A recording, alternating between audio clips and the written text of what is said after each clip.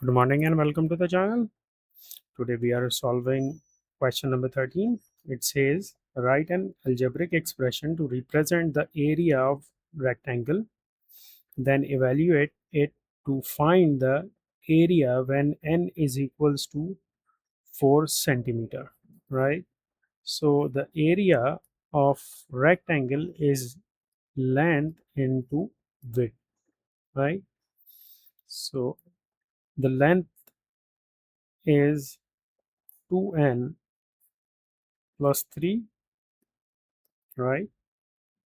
And the width is n, right?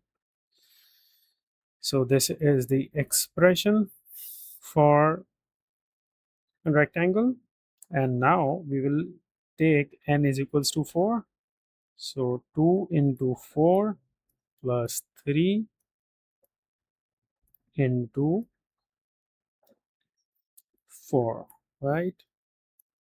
So we can write it as 4 1 the 4 4 the 8, 8 plus 3 into 4,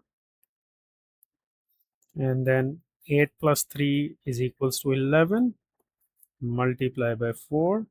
So we will get it 44 centimeter square. Hope you like the video. Thank you for watching.